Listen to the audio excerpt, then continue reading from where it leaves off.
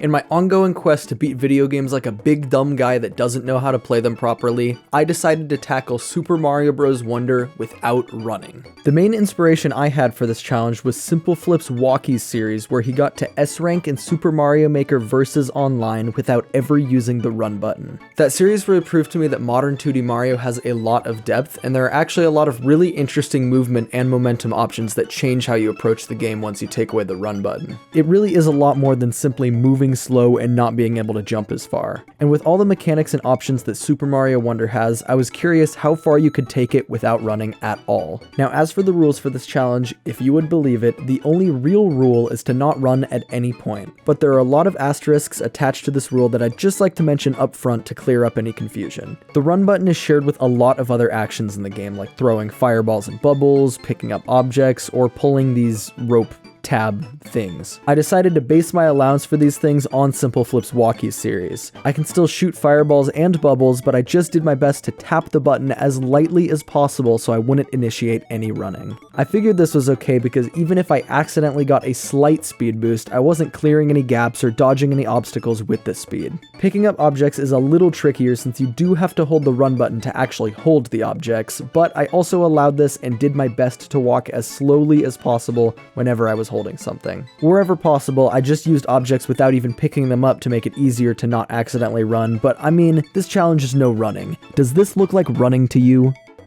Didn't think so. Pulling ropes, or whatever you'd call these, is definitely the biggest gray area because you have to hold the run button to pull them, and it's very easy to accidentally run a little bit after your character lets go. As long as I didn't gain any advantage from this movement, I figured it was fine, but I tried my best to move as slowly as I possibly could in these scenarios. The only badge restriction I placed on this run was no using the jet run badge, which I think should probably go without saying. Even though you don't need to press the run button to move fast with it, come on, it has run in the name. When it comes to gaining speed, every method besides running is totally fair game. Wall jumps and sliding down slopes is still allowed, and same goes for any of the momentum given by any sort of platforms. I can store momentum from one of these sources by jumping as soon as I land again, but the more frames you spend on the ground, the less speed you retain, so it's still definitely not easy. And just one final note before we get started, I decided to not use any of the baby mode characters, which are Yoshis and Nabbit, unless absolutely necessary to progress. The Yoshi flutter jump lets me cross way wider gaps than if I was just using a default character, and that definitely defeats the purpose of the challenge a little bit, so I decided to keep them in my back pocket in case I encountered an impossible gap.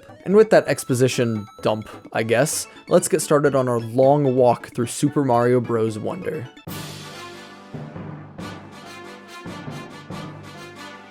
The first world in the game doesn't start off too spicy because you gotta remember that Nintendo wanted babies to be able to have fun with this part of the game. Don't worry though, babies' attention spans don't last that long, so things are gonna get a lot more intense. Welcome to the Flower Kingdom is basically just a cutscene where we watch Yellow Toad turn into an elephant and leisurely walk to the end. Yes, this is how fast he moves when walking. I'm having fun right now. Piranha Plants on Parade wasn't difficult either, but it does show how much harder avoiding some enemies can be without being able to move as fast. This is a great example of what I was talking about in the intro, where I technically have to press the run button to attack, but I'm tapping the button as lightly as possible so I don't run. For fun, I decided to try and see if I could make it up to the secret exit in this level, but without running, I could not get the distance needed to make this jump. I'm sure there's badges that make this possible, but since we're just trying to beat the game right now, we don't need to worry about that at the moment. Scram Skedaddlers wasn't any issue either. Even though you have to chase down this guy to get the Wonder Flower, he just gets stuck eventually and can't actually get away from you. A level that I was much more interested in checking out with this challenge was the very first break time level in the game.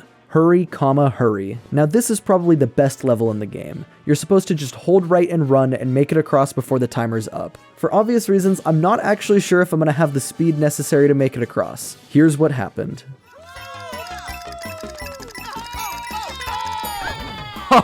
You can make it!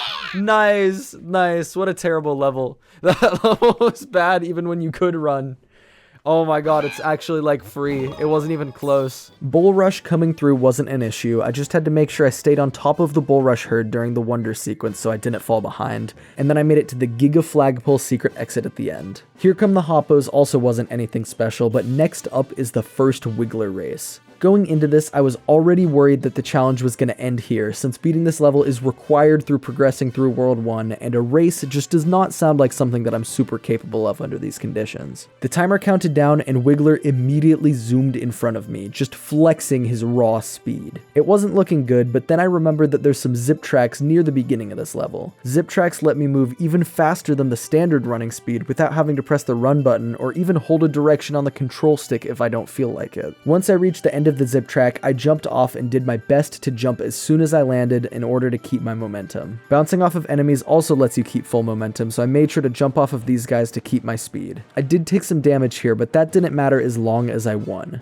Eventually though, my speed ran out and Wiggler took off. After walking for what felt like forever, I reached a big slope that I was able to use to build up some more speed that I could wring out with a few more jumps. I was able to use this speed to pull back ahead and make it to another zip track section. I accidentally took the upper route here, which gave Wiggler the upper hand, but after jumping back down to the zip track, I was able to get moving again and finish the race just before Wiggler. I'm honestly not sure how tight it was to actually beat Wiggler here, since Wiggler clearly moves slower based on how far behind you were. If you are running at full speed, Wiggler finishes a lot faster than he did here, but either way, I'll take it. After that, I did another break time level and the wall climb jump badge challenge. Neither of those were really affected by Toad's leisurely pace, as I would call it, so I moved on to the World 1 castle. I almost found this level easier than when trying to run, since I actually had time to anticipate the enemies spawning and they weren't just appearing right on top of me. There weren't any particularly difficult obstacles to cross, so I beat Bowser Jr.'s ass into the pavement and went on to the first Petal Isles section. The Dolphin Kick badge is just as fast whether you're holding the run button or not, unlike regular swimming, which is affected. I definitely don't think that using the Dolphin Kick badge is cheating, because you cannot convince me that what he's doing right there is running, but I decided to only use it on the actual badge challenge levels where it is required to make the other water levels in the game a little more interesting. Leaping Smackrels and Bluebird Roost were both pretty slow going but not very challenging, so let's head into World 2.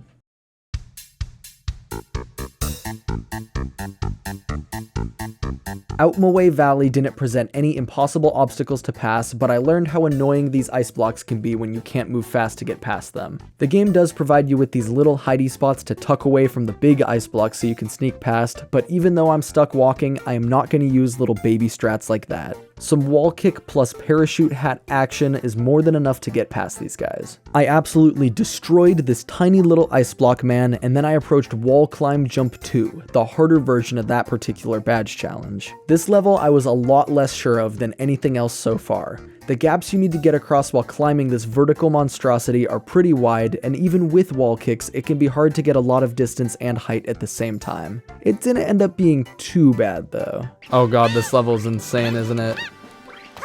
Okay, oh my god, this level's actually insane, never mind. Alright, wait for the cycle. No, I don't need to wait for the cycle, we're chill. No, no, no, no, no, no, no, no, no, no, no, no, land on something, land on something, land on something. Where were the blocks? Where were the blocks? Oh, man. I'm like low-key playing Jump King, because all you can do is just go up and learn, and just mess around until you get it. No, no! Okay, that wasn't that bad. That is so tight at the top there. Okay, we gotta wait for the cycle. Oh, I'm actually kind of scared now. I don't know if that last jump's possible. Oh, okay, no, it's possible. I was just impatient. Oh, wait, that's right, there's more level. Okay, this should be fine, right?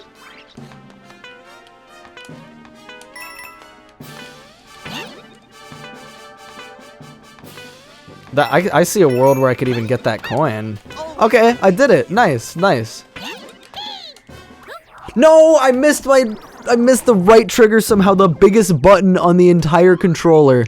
I missed that button and didn't get the top of the flagpole. That's so annoying. I grinded through some more easy levels, including the World 2 Search Party, Pokepede Pass, and Condarts Away. On Pole Block Passage, I decided to mess around and see if I could get all the way up without using the pole blocks, and I was actually able to skip all but a couple of them, which is maybe interesting, I guess. The Floating High Jump Badge Challenge actually did have some pretty tight jumps to make without running. I'm not sure if it was just user error, but it really seemed like the floating jump went slightly less high without running. While messing around, I managed to get this purple coin with this sexy little slide momentum high jump, and I just wanted to point it out because I thought it was cool. After playing a couple more levels that were barely affected by my lack of running, other than how long it took to beat them, I made it to the World 2 castle. Oh yeah, there's an airship. The auto-scroller is slower than my walking speed, so this level actually took pretty much just as long as it normally would. Now let's actually enter the World 2 castle. It was pretty much the same difficulty level I've seen from most things so far. So, slow but doable. The stretched silhouette section was a little bit clumsy at these speeds, but I made it through without dying. Bowser Jr. himself was just as small and stupid and useless as he was in World 1, so that wraps up our second Royal Wonder Seed. The only interesting level in this Petal Isles section was the Swimming Wiggler race.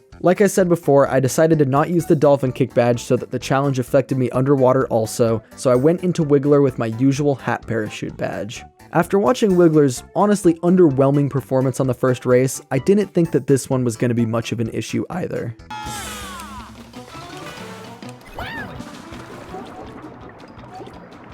Oh, I mean, there's these things. That speeds you up a whole lot. The underwater section's actually not horrible, maybe? Damn, he's styling on me. Oh my god, so toxic. Your walking speed is faster with the star. That's actually big and good to know. Alright, ready for the slide? Optimal gameplay. Get pushed by that. Okay, we'll take damage, sure. Oh, this part's so slow. Oh, but the vertical part's not so bad. Yes! Yes! Yes! I did it! Alright, nice. Once again, Wiggler is just slowed down so much by you going slow. No dolphin kick required for that. Okay, yep, get Wiggler. Anyways, time for... The Hoppy Cat trial, Hop Hop and Away, that's away with 3 A's, was pretty reasonable. Avoiding the Hoppy Cats themselves was slightly annoying though, due to the fact that there's only a small window of time to slip past them when you're this slow. The giant Hoppy Cats during the Wonder effect on the stage are even tighter to make it under, but it's doable without having to take damage to boost through them, which would be kind of annoying. The next couple Hoppy Cat levels weren't anything special either, especially this one that's just an auto-scroller that doesn't let you walk or run pretty much anywhere. For some weird reason, the game ranks the Sugar Star Trial as a 3-star difficulty, but this level literally shows you the Wonder Flower right off the bat, and it makes you invincible for the entire level. The only obstacle you have to get past is this little jump rope thing of shooting star guys, and then you're in the clear. Apparently Nintendo thought this one obstacle was so hard that this level deserved to be a 3-star difficulty. The final trial is the last required level in World 3, and to get the true ending you have to use the Wonder Flower and the Hoppy Cat transform, which doesn't even have legs so he can't run anyways. This world is so incredibly short that I managed to finish it in less than 20 minutes without even running. Back to the Petal Isles, I strolled on through Downpour Uproar and Jewel Block Cave, and then I made my way into the Sun-Baked Desert.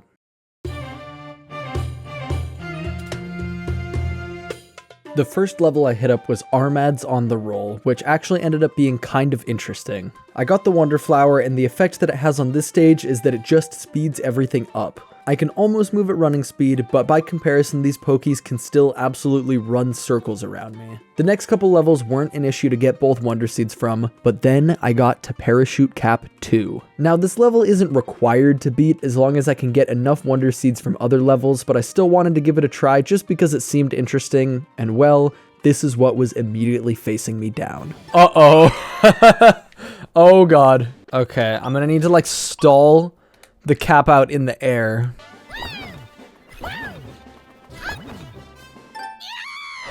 This just might not be possible.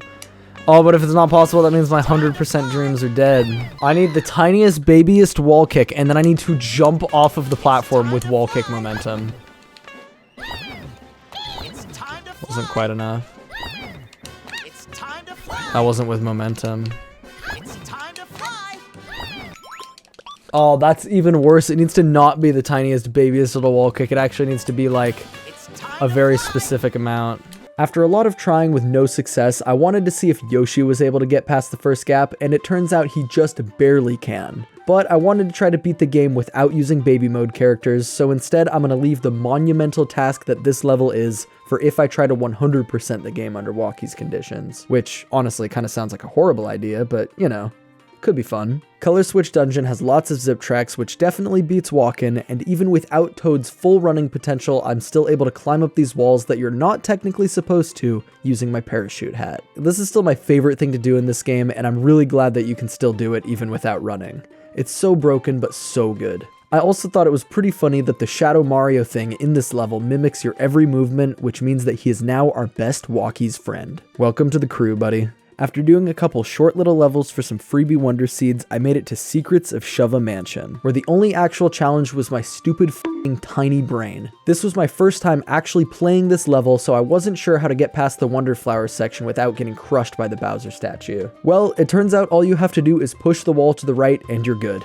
Not exactly a challenge imposed by the lack of running, but instead by my lack of IQ. The World 4 castle has some speed changing effects again, which lets me be even slower than just walking, which is pretty awesome, I gotta say. Bowser Jr. is still a puny little moron, nothing has changed, so killing him is no problem once again. The Petal Isles airship is another auto-scroller, and the Lakitu clouds basically let you move normal speed, so I just grinded through that and moved on to World 5.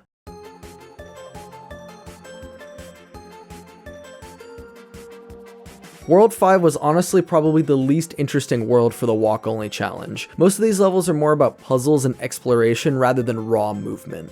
I walked on through Upshroom Downshroom as fast as Toad could muster, and then on Tailey's Toxic Pond, I encountered these guys that you're able to swing off of. I decided to avoid doing that as much as possible because, like I mentioned earlier, you have to hold the run button to swing off of them, and it's just way too easy to accidentally run when you let go of them. Other than that though, if you could believe it, it was just a lot of walking. Oh, and also a lot of sliding around as a little slimy man. I still don't know why they use this Wonder Transform so much back to back. It's not bad, it's just pretty okay. After rescuing the flower guys, we're kicked back to Petal Isles and it's Goombin time. The Goomba walks so ridiculously slow when you're not holding run, but the level is generous enough with the bushes and hiding spots that it's still not an issue for getting the extra Wonder Seed. Muncher Fields was the final Petal Isles level we have to do to complete the game, so I made my way through that without too much issue and reached World 6.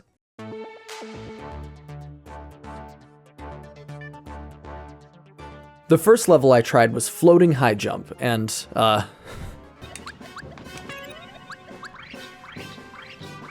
yeah, there's no shot a guy like me is gonna be able to do that.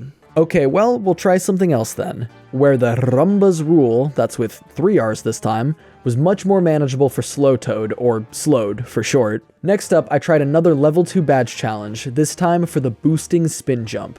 At first, this level seemed just about as hopeless as the last few level 2 badge challenges, but I still decided to play around with it for a little while.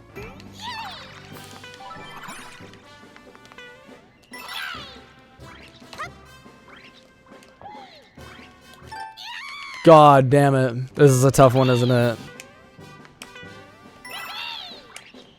I bet that jump is doable. If not, it's easily doable as Yoshi, so I would really like to get this done as Toad.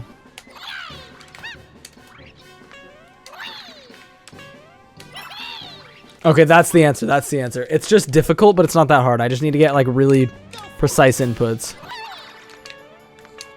Is there any way to keep like bounce momentum?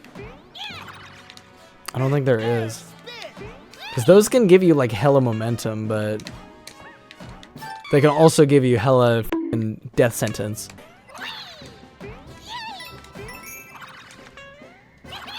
No! Come on! Come on! Come on! Come on! Come on! Oh, it's possible! It's possible! It's possible! I just have to use the bounce momentum. Oh my god, this is sick! Okay, I need a little more speed than that. Just a little more angle. Yes! Let's go! Let's go! Oh, that was beautiful. Oh, I'm so happy about that. Okay, that part was just not a problem at all. Okay, I don't know about getting this coin, but okay, we'll just complete the level for now. We're gonna worry about the mental gymnastics of getting that coin in 100% context later.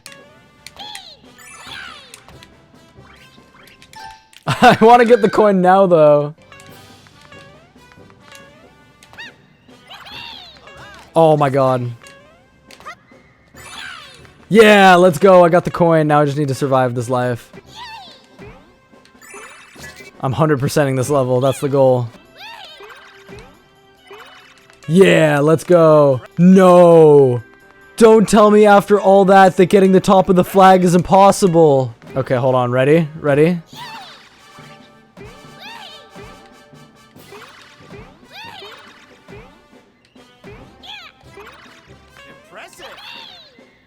Oh, that's how you do it. That's how you do it. I just need to space my jumps better. No, I'm 100%ing this level.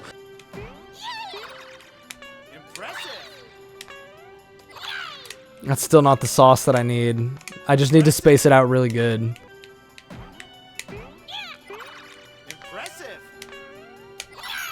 Yeah! Let's go! Oh, that was a good-ass level. I liked what happened there. Didn't have to use Yoshi or nothing like that. I could have beat the game without this seed, but it's so much cooler to get this seed. That was awesome. Okay, I'm happy about that. Rargs in the Ruins, that's with 2 A's this time, was totally fine for slowed, and then after that I got onto the Grappling Hook Badge 2 challenge. The Grappling Hook might be one of the most overpowered badges for the walk-only challenge. As long as there's a wall to hook to, it makes your lack of speed almost a non-issue. If I go for 100% on this file eventually, I'll definitely be using it a ton. For the rest of the regular game though, I stuck with the hat parachute to keep things a little bit more interesting.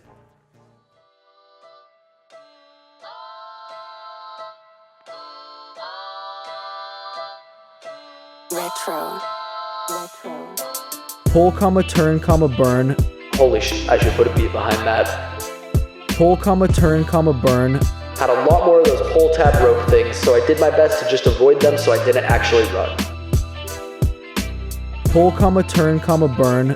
There are some parts where I did use the pull tabs, but I asked the referee and he agreed that Toad is definitely not running here, so you shouldn't think that he is either. The World 6 airship combines those pull tab things with an auto-scroller, so I did still have to be careful to not run after pulling them, but, you know, slowly this time. I'm honestly just running out of things to say at this point. The majority of levels so far in this game really haven't been too difficult without running. I went through a couple more levels and then beat Bowser Jr. one final time in the castle. Surely things are going to heat up in the Bowser world though, right?